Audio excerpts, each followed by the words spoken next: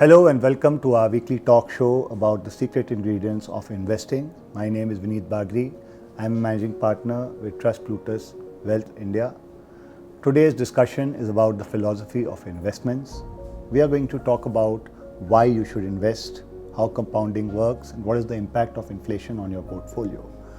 Let's start with talking about why you should invest. You should invest because you want to meet a certain goal or a certain objective that you have defined. At different points of time, you will have different objectives. When you are younger, your objective could be to fund your marriage.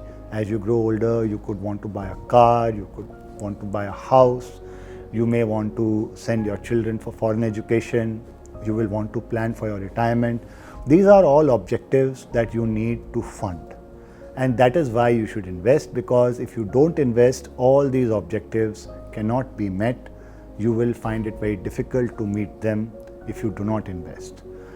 Now let's talk about the point of inflation. What is inflation? We talk about inflation as being the increase in the cost of goods, services. The price of dal has gone up from 20 rupees a kg to 100 rupees a kg. That is not really inflation. Inflation is more about the change in your own consumption as you grow older, as you grow wealthier, as you achieve things in life. For example, when you are 25, you may be comfortable with a bike.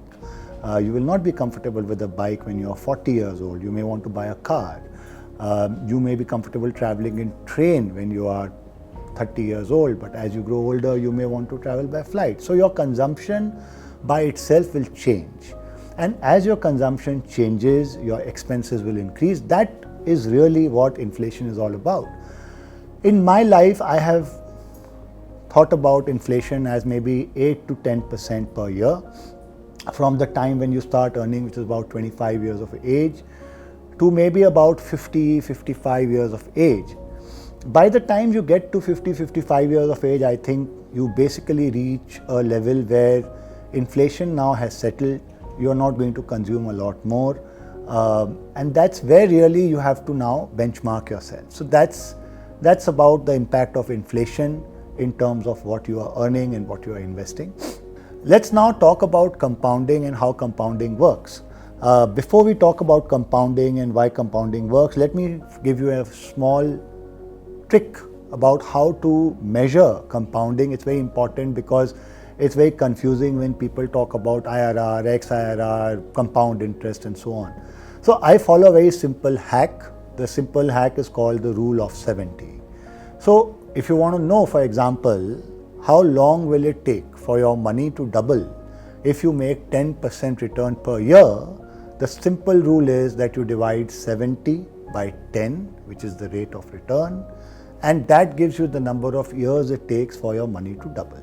Obviously, the more return you make, the faster your money will double, and then if it goes again double, that's 140% because that's 70 into 2. And then you look at this metrics basically telling you how much time, what amount of money becomes what at the end of the tenure, right? So that's the trick about how to measure compounding. Now, why does compounding work? Compounding works because it works even when you're sleeping. Compound interest is the eighth wonder of the world. It actually works when you're sleeping. You make interest on holidays, you make interest on when you are not doing anything. And this is what really works in your favor over a long period of time. So you have to start early for compounding to kick in. 1,000 rupees invested when you are 25 is not the same as 1,000 rupees invested when you are 50. So that's something that you must understand and utilize compound interest to your advantage. So today we have talked about the philosophy of investing, we have talked about why you should invest, how compounding works and what is the impact of inflation. This is the end of this episode. In the next episode, we are going to talk about whether you should take loans, how you measure your investing, and whether you should spend first or invest first. I hope you have enjoyed this episode. If you have any queries, please write to us at info@trustplutus.com and we'll get back to you. Thank you.